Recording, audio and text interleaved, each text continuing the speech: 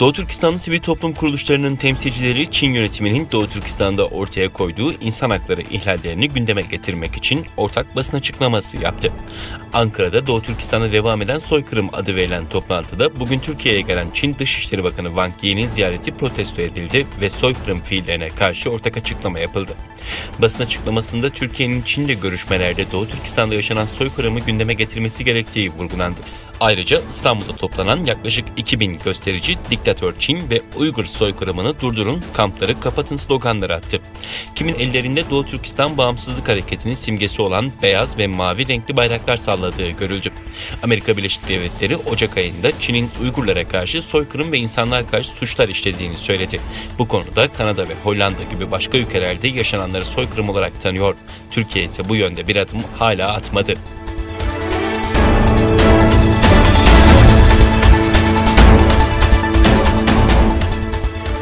Çin'de Doğu Türkistan'da Uygur Türklerine zorla pamuk toplattırılmasıyla ilgili kaygılarını ifade eden perakende devlerin Nike ve H&M'e yönelik boykot kampanyası başlatıldı.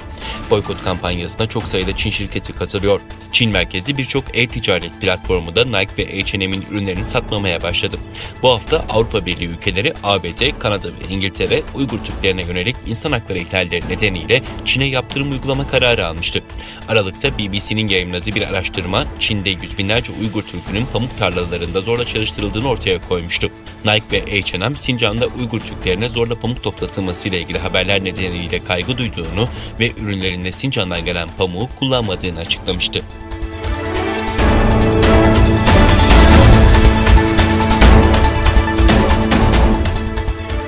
Çin Dışişleri Bakanı Wang Yi'nin Türkiye ziyareti sırasında Çin'in Uygur Türklerine yönelik politikaları Ankara Büyükelçiliği önünde protesto edildi. Doğu Türkistan Milli Meclis Başkanı Seyit Tümtürk ise protestolara katılmasına izin verilmediğini belirtti. Gösteriye Demokrat Parti Genel Başkanı Gültekin Uysal, Gelecek Partisi Genel Başkan Yardımcısı Selçuk Özdağ, İYİ Parti Konya Milletvekili Fahrettin Yokuş, Saadet Partisi Konya Milletvekili Abdülkadir Karaduman katıldı. Anadolu Ajansı'na göre Doğu Türkistan Milli Meclis Başkanı Seyit Tümtürk gösteriye COVID-19 temaslısı olduğu için telefonla katıldı. Euronews'e konuşan Tümtürk ise düzmece bir operasyonla beni evde tutuyorlar, dışarı çıkmama izin vermiyorlar, temaslı olduğumu iddia ettiler ama öyle bir şey yok, hasta falan değilim dedi. Tümtürk ayrıca Çinli Bakanı protesto için Ankara'ya gidecek araçların da hareketine izin verilmediğini belirtti.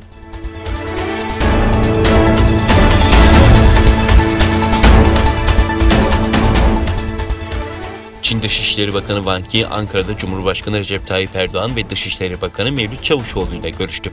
Bakan Çavuşoğlu resmi Twitter hesabından yaptığı açıklamada Çinli Bakan Wang'la ekonomik işbirliği, salgınla mücadele ve aşı konusunda işbirliğini ele aldıklarını kaydetti. İade anlaşmasının Uygurların Çin'e gönderileceği anlamına gelmediğini kaydeden Çavuşoğlu, Türkiye'nin Uygur Türklerine ilişkin hassasiyet ve düşüncelerini de ilettiklerini belirtti. Aralık ayında iki ülke arasındaki iade anlaşmasını onaylamış olan Pekin, şimdi Ankara'nın da bu adımı atmasını bekliyor. Türkiye Büyük Millet Meclisi'nde bekleyen anlaşmaya başta muhalefet partileri olmak üzere Türkiye'de yaşayan yaklaşık 50 bin Uygur sert şekilde karşı çıkıyor.